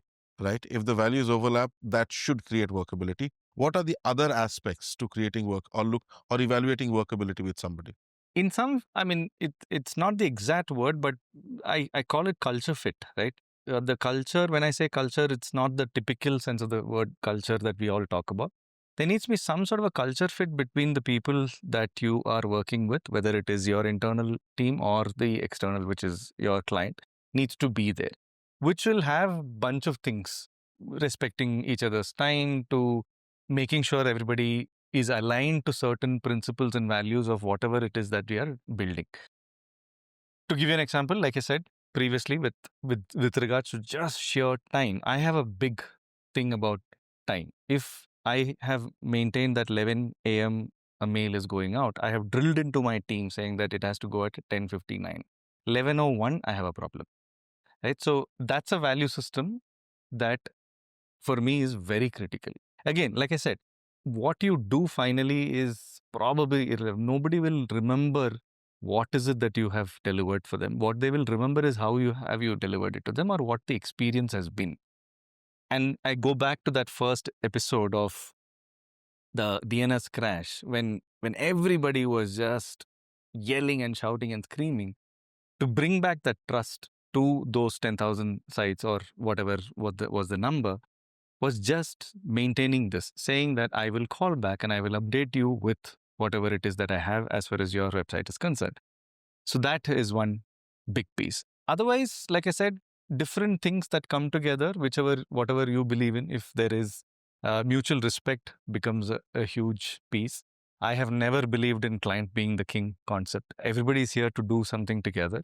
So as long as you treat each other as equal partners and are working towards an end objective, that works for me, which is, I think, an extension of who you are as a person. So I'll segue into your second question of how does all my different pieces of interest come together. So I've always described, I also take a session called life design, what people typically call work-life balance. I'm saying life design and not necessarily work-life balance. The moment you say work-life balance, you're separating the two. You're saying work is this, There's a life is duality this. to it. Yeah. But I think you as a whole is your life. You need to design it. Of course, work takes up a very important or a big chunk of that. But what are the different things that get into that for who you are as a person, and how do you live your life is a big piece. Advocate of that. Like I said, I take sessions on this. So one of my hobby brands is called Shifting Radius, and I think you have seen that. So Shifting Radius is nothing but the different radiuses in which that I sort of orbit for my different interests. It has a central focal point, but there are different radiuses in which I function. So one radius could be bird photography, the other could be snake rescues, the third could be a stand-up comedy, the fourth could be card tricks, whatever, the different things that come together. And the whole becomes, and work is another orbit as well. Right click is an orbit within shifting radius. And that becomes the way you live your life. And for me, that was a big aspect which I sort of started implementing in that early 30s that I was talking about when we started writeclick. And that again goes back to defining how much is enough as far as work is concerned. Because there's never an end to how much you can work, right? Today I can work 8 hours, but yeah, if I do 10 hours, maybe my bottom line will go up by 1.5x or 2x or whatever. So there's no end to it. The moment you put a cap to that, or the moment you get the previous podcast that we mentioned was called exiting the rat race, that I exited that rat race long back. And that helped to a great deal to bring in all of these different interests into the mix. So today, actively, I pursue 5 or 6 different things along with work. And that's only possible because work is just another component of all of these things. And work does not overwhelm me with time, with stress, with everything that comes with work per se, because of which I'm able to do all the other things. Quick question. At an average, how many hours in a day do you work? Very nice question. This is also a question a lot of people have asked. Typically about 5 hours, which is 3 hours in the morning and 2 hours in the afternoon. But thanks to one of the other hobbies which people are intrigued about, the snake rescues, that has gone out of the window because I get calls anytime. Right? I get called. Initially, I had defined it as 9 to 12 and 2 to 4 as my work time, but that's completely gone out of the window last 3 years because of rescues. Because rescues is a big piece of what I do, who I am as a person today. Last 3 years, done over 300 rescues. So because of that, it's not as disciplined as that it used to be, where it was fixed 5 hours. In fact, I had reached a point before snake rescues where I would switch off my phone Friday evening and I'll switch it on only Sunday evening or Monday morning. I did have a secondary number which was given to just the closest circle of family and friends who can reach me 24/7. 24/7 with a Nokia phone, not. So I am just completely, because I'm not in the business of saving lives. I've been thinking of doing that. Yeah, as long as you're not in the business of saving lives, like a doctor or emergency services, what is so urgent on a Friday evening That can't wait till Monday. that can't wait till Monday morning? But yeah, thanks to rescues, all of that is out of the window because I need to be on now. Yeah, in some sense, I am in the business of saving lives because of this particular hobby. 5 is typically how it is, but it's not as disciplined as it used to be. It goes up and down based on how my day is. My day starts early. I play badminton at 6, and then there is a routine to it. But snake rescues can completely throw that off. Some rescues are just 5 minutes. Some rescues are 5 hours. So there are times when you just go and wait. It's gone into some hiding spot, and you just have to sit and wait because obviously the humans are petrified that there is a cobra or a viper in their garden or their backyard or whatever. So you have to wait there. So because of that, it's not as straightforward as 5 hours. It could be 4 hours. It could be 6 hours. But I'll have to juggle that time in that 24 hours that I have. The other question that I have is, in the domain of work, for everybody and anybody, domain of work is constantly shifting because the terrain we are operational in constantly shifts. Like the speed at which the industry changes, technology changes, upgradation happens is breakneck, literally. So from that point of view, how do you keep yourself relevant in the field of work that you are in? So I've always been intrigued by technology as well, right through my career. Today, one of the biggest challenges that we have is AI coming into play. So pure play writing, for that matter, is kind of getting, it's going out. It's going out of the window. Simple example earlier, if let's say there is a website project that we're working with, and we're working with an agency, and they put the design framework together, and wherever content goes in, they would usually use lorem ipsum dummy text. But now they use AI and generate that dummy text, which is almost as good as the end product itself. So the client is like, hey, we like the content as well. We don't need additional content. So that piece is gone. Now that also was a fairly large piece of our business. Now, what we have done through this process is also upgrade ourselves with different AI tools. And AI tools are changing by the day. I have Last 1 week, more than 30 ChatGPT tools have come out in AI. it's crazy. So I have about 5 of us do this. It's not really a podcast. I hope it turns into a podcast at some point. At this point, it's not a public available session. We do a call every Thursday. All of us have different experiences with AI. Some are in the business of building AI tools. Some are just excited about using AI tools. Some are just, have specific problems in their job and they want to use AI to fix some problem. So we talk every week to just upgrade ourselves with different things. Like how 3 days ago, when ChatGPT got the Atlas browser, how does that now change the way we look at how do we browse things, and some unique case studies that we were able to actually look at. So I am constantly on top of things as far as AI is concerned and different tools that we use. And I'm also using that to fasten certain processes with our customers. There are certain things that would have usually taken a much longer time to get to, purely from a research standpoint, right? If you do market analysis for a particular domain, what would usually take a week or 10 days now can be done in a day or less than a day because you can use AI.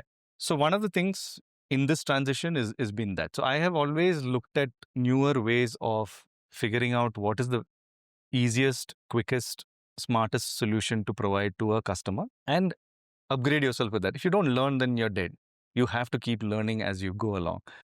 So AI is a big part of our service offering at this point in time. So, and we're trying to use different AI tools for and recommend different AI tools for our customers as well to solve certain problems that they have. So that's how we are sort of staying on top of things. Another question. What part of you, I'm drawing a pie chart of you, right? What part of you is creative in that pie chart? How many degrees will that take? What of you is entrepreneurial? What of you is giving or altruistic? And what of you is hobbies? And I am distinguishing altruism and hobbies here because with the thin line in between being altruistic is the need to rescue for me is altruism. It, of course, satisfies you at some deeper level, no questions asked, which is why it's also called a hobby. But it's the side of you that needs to give, be relevant to others, be useful to others, not for the sake of self. Although it's very, very satisfying. It's as they call the what is it? The love language of service being a love language. Right. Right. And which part of you is hobbies? What I mean by hobbies is things that you explore for yourself and thus give it time, effort, indulgence. So 4 different components: creative, entrepreneurial, altruistic, and hobbies. Difficult one. I have not looked at it that way at all. For me, like I said, that whole radius bit is what defines me as a person.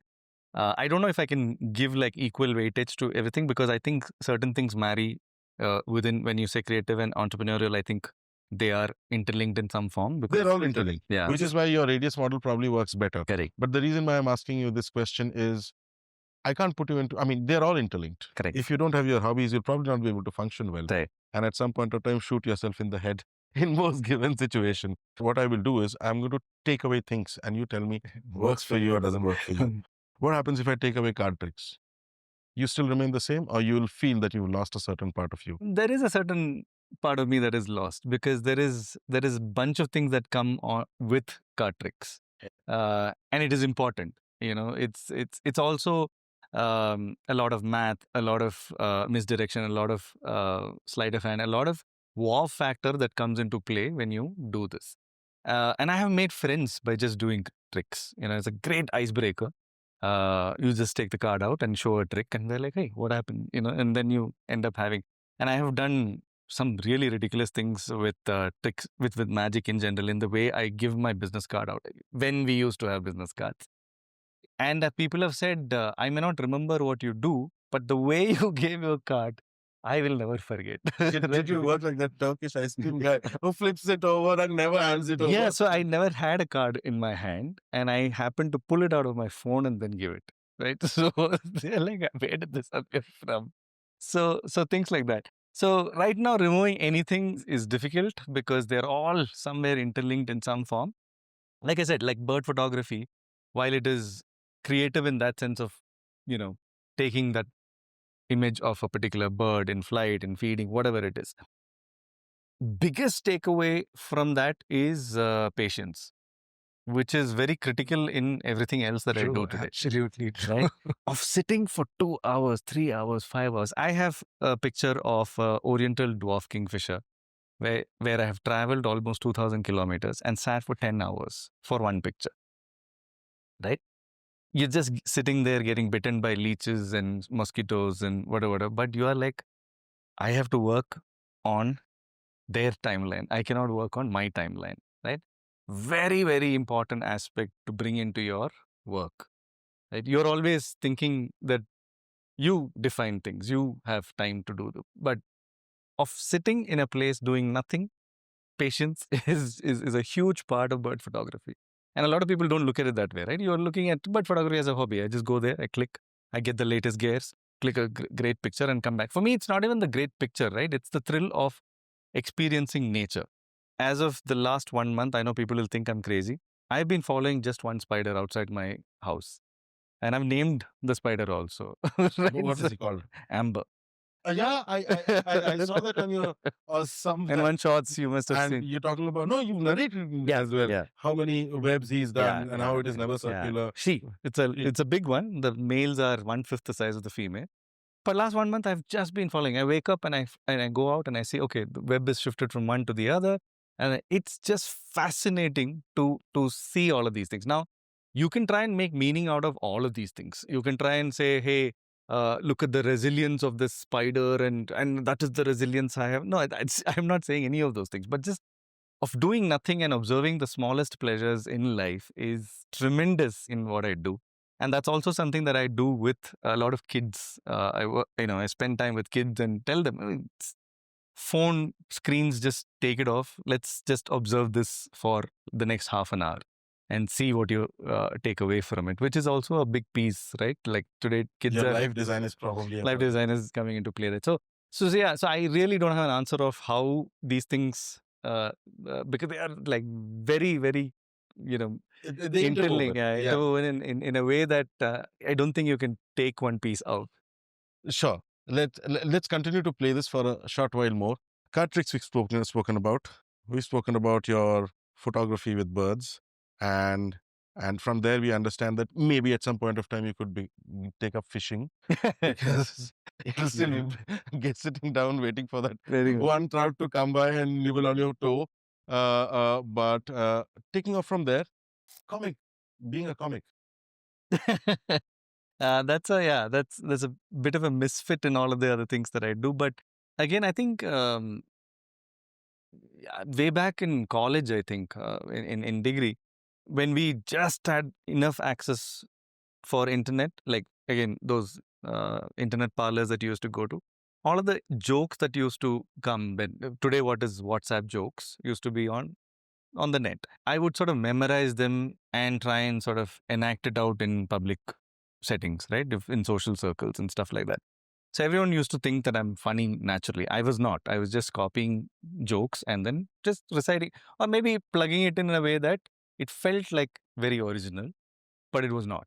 So I've always liked that reaction that you get out of people when you do something like that, and been a big fan of stand-up comedy right from Seinfeld days. So, and I've read that sign language, the little booklet that he has.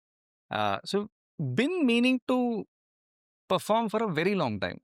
This has been a dream for maybe 15 years at least, and never really had an opportunity to do it. So one of the other things that I do as part of the different circles that I operate in is also volunteering at a performance space, which is in our community called Courtyard Kota. And I realized after doing a little bit of work there that they never had a stand-up comedy act in that space. They've been around for 5 years or whatever. So then we said, why don't we introduce stand-up comedy so that we could introduce comedy into our community, we started inviting established comics to come and perform.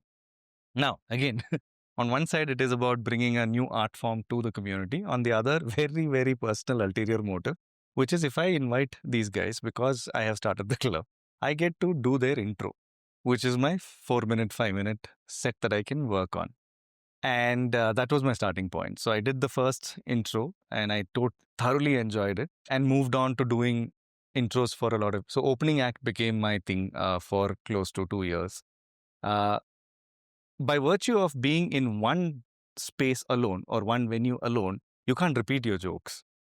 You have to write new content every single time. The same audience. Same audience, right? Because you crack the same joke, they are like, hey, I've heard this last time. It's not funny anymore. So I started writing content for each of those things, which became like a very interesting writing assignment. Now you're looking at everything, like guy with the cow comes, and then you're like, hey, I can think of an analogy there, and let me try and write that out. So you start looking at life very differently in that sense. Everything that you experience, you try and start writing. So, which is again a very creative side of things, right? When it comes to finding. For me, news articles have been the best source to write good content. So that became a thread, which is constant writing of jokes to a point that I reached like almost 2 hours worth of content. And then finally I was like, hey, maybe I should do my own 1 hour set. And that's how my first 1 hour happened. And again, thoroughly enjoyed it. Very unorthodox way of doing comedy, because what people usually do is they perfect their 4 minutes, perfect their 5 minutes, move on to the next 5 minutes, do it at multiple venues, get the crowd reaction, make changes, and then build your 15 minute, half an hour, 1 hour. For me, it was like in the 1 hour and the half an hours that I usually do, some of it is jokes written just the previous day and being, enacted for the first time. So you don't have a testing ground. You're just going ahead and doing that. So yeah, stand up. Yeah. And I'm completely enjoying it. The fact that I managed to do a 1 hour of my own has given me a lot of confidence in being able to actually do this. Again, ties in back with writing, being funny, engaging with people in at a different art form, so to speak. And yeah, so stand up is a big piece as well. Interesting. I want to dig this a bit more, especially the stand-up bit, because you have multiple creative outlets apart from your work being a space which provides creative services. And this is, in some sense, while I'm talking with you, I'm also thinking about myself, that under what situations, conditions, and why I have my creative. When is it that I feel bottled up or whatever it is? A lot of my creative output, not in my workspace, but occasionally that I write a short story or something like that, or poetry or whichever it is. None of it is any great shakes. Don't even look up on the internet. You probably won't find anything. But that happens on two situations. Either when I'm elated and there are things coming to me very superfluously, and I need to be able to put them down. Right. Or else where there's something bottled up and it doesn't have a space to steam out. It's a lot of lava. I need a crack in this thing, and it comes out. So it comes. In fact, it's the best tool in some sense, if you ask me personally, to have a creative release. Because the more I bottle it up, the more it comes out in a lot of negative energy. Unpleasant manner. Yeah, it's not pleasant at all. I'm going to use that. That being said, these are my two. Of course, work is work, wherein I enjoy it. When it doesn't pay me money, I'm upset with myself. When somebody has taken it away, then I'm upset with the world or the client. It's attribution, and that's a different domain. But I'm just saying that these are the two places that I've seen. I have had creative outflows in various domains. How many of these creative things that you do, especially stand-up, which is considered a creative profession, it's an art field, it's a field of art, deals with you as a person, and what does it do for you in terms of creative release? Is that creative release, or what does it do for you in terms of the fact that does it have a special meaning, like photography in some sense? You're able to quantify and qualify that as to patience and Right. what you trip on in Right. photography and all of that. Same with card tricks. So it's not that they are not creative professions, but you don't do photography for the sake of photography. It's got a larger meaning Yeah. to you, and that's what is important. That's to you. Being a stand-up comic, it's not easy to be a stand-up comic. Right. I mean, I think it's easier to make people cry than to make people laugh. Right. Right. And what does that creative output or expression mean to you more personally? Right. So I look at, so one thing that has happened, again, this is not thought through, but again, it's all, you always connect the dots backwards, right? So is that being able to actually look at any situation from a funny angle, right? They say comedy is tragedy plus time, right? Okay. So you take a tragedy, you give it some time, it becomes comedy. Right. Right. So to give you a simple example, last year sometime, I had a kidney stone issue, right? And the most excruciating pain I've ever endured that day, and it was bad. I can't begin to explain how bad it was. Um, and and those, whatever, I mean, it started at 4 a.m. and it went on till about 2 p.m. and I just was in way too much pain. When I was experiencing it, it was tragedy, right? I come back, everything gets sorted and whatever. Suddenly I'm like, there is stuff to write about this. So I have a full bit on that kidney stone issue, which was one of the favorite parts of my 1 hour that I did. Um, so I am talking about everything that happened during that time. My So what was it experience called? with Goti me goti. no, when I had Sharon Stone. Did you name your stone Sharon? Yeah. सत्ते में सत्ता ये गोटी में गोटी है बेटा चलो हाँ भैया चलो I ended up writing about it, and this was a good set because a lot of things happened. I mean, from I have a piece about speed breakers, and I sort of experience every single speed breaker from my home to the hospital. So when they do ultrasound, they fill your bladder and they are pressing, right? And you're in excruciating pain. And while they're pressing, they're also asking a question on a scale of 1 to 10, what's your pain level? Okay, it's very.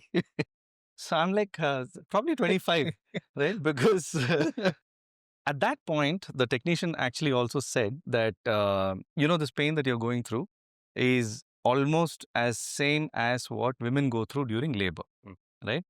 Very interesting piece of information. At that point, I didn't think anything, right? And then I go back, and when I add time to this, that becomes funny, right? Try going and telling a woman that I've experienced labor pain. Yeah, I swear, yeah, right? Yeah, every conversation that I've had with anybody who's had a child went like that. And I said, hey, I understand labor pain because I had kidney stone. So then you have weirdest conversations. One of the conversation I had was that this the whole thing where they got offended that me equating kidney stone, like you're comparing a 3 kg baby to a 4 mm stone. And my response to that is that the opening that these two take also needs to be taken into consideration. So all of this now becomes a good set. And like I said, you had time to the tragedy, it becomes comedy. So to answer your question, comedy has become a very integral part to look at life in a light manner. Any tragedy is thrown at you, you're like, hey, I have content here. I just had to give it some time. This becomes a set. I love this conversation with you also from the point of view that there is an agreement and there is a disagreement. I love the fact that you give it expression and you do something about it. And you stay with it also for a certain point of time. You indulge in it and not giving yourself a report card of right, wrong, good, bad, ye nahi ho raha, wo nahi ho raha, and you're not frustrated about it.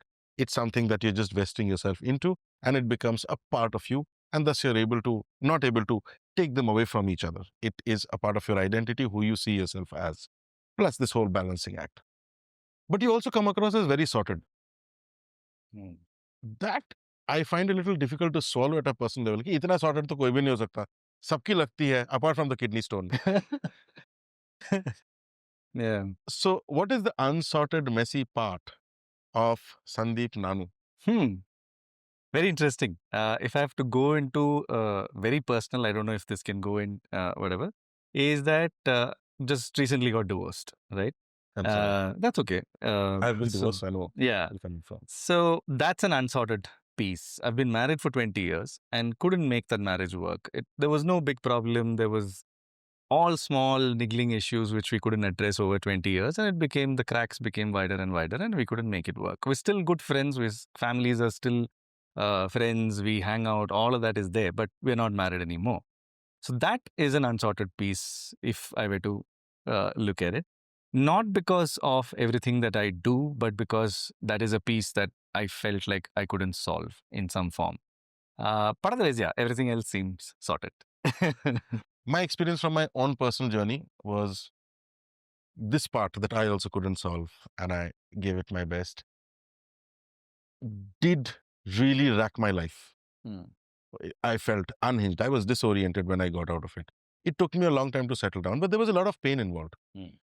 And now to look back, of course, you connect the dots backwards.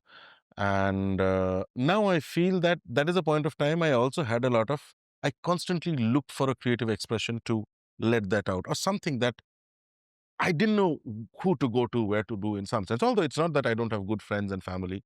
I'm grateful for the people that I have in my life. But it found creative expressions. Did any of this happen in your life? Not really. No, not in a, yeah, I don't think it had anything to do with it. But also because this whole uh, separation happened over multiple years. It was not a one fine day wake up and decide that this is not working. It happened over fairly decent time frame, and because of which I think it didn't feel like, oh, yes, of course, you are not staying together anymore. You're not in the same house. All of that. I've never lived alone. This is the first time I'm living alone. The last exactly 1 year I've been living alone. So those pieces do come up. Being lonely comes up. But no, not really. I don't think that has had any creative outlet requirement in that sense. Right. Yeah. So Because it wasn't dramatic. yeah. So that way, I think it was quite I also don't want to dig that side too much, because if Sure. it does not pertain to that, and it's a very, very personal side. Yeah. In some sense, I have a lot of things that I'm taking away from this. And part of it is inspiring as well, that there is somebody who's been able to figure life out with balance with all the hobbies that are there. Because I have a ton of interest areas, everything from diving, which I've dropped, cycling, which I have dropped, riding, which I have dropped, sports, which I have dropped. I'm like, nee, this guy is something that I must chat up more often. If not nothing else, just swing by his house and say that, okay, I'm just hanging out with you. Before I get to quantify all of that, I just wanted to ask you one question. Rajesh, do you have anything to inquire into? I wanted to ask you, in all of this conversation that you had with us, what has your feeling been of chatting up with two bearded idiots that have these conversations? This is fantastic, because unless you sit down and talk like this, you're not really looking at it from different lens. You're always looking at, oh, I've woken up, I have X, Y, and Z things to do. So you don't look like your pie chart question, for that matter. I might go back and figure out how does that pie chart look. So it's been an eye opener in that sense also, because these are not regular conversations that we have, and it's been fantastic talking to both of you, because I got glimpses of who you are as people as well. So I'm guessing we're going to spend a lot more time as we go along and figure out where our coordinates meet again. No, so I am looking forward to spending some alone time with you, because I'm excited about what you do and everything else. Plus the fact that you have a house in Good Earth, which seems like quite the resort to go to. Sure. Right. So I'm taking away multiple things. The balancing act that you do. I'm calling it balancing act because it seems very difficult for me. And I will also take what I do as work and bounce it off you. Thank you for spending time with us and finding time at short notice on a Sunday morning and bearing with us with all the ups and downs of times and planning and things that we haven't been able to control. Thank you so much for doing this with us. I truly enjoyed the conversation, and definitely taking back a lot of things to ponder about, and I will get in touch with you again. So he's somebody that Yeah. we really need to pick his brains on. He's spoken to a lot of sides of me, which is what I'm excited about. So Sandeep Nanu, conversation with Sandeep Nanu. Let us know what you think about this episode. If you enjoy what you see and hear, share, like, and subscribe. Thank you.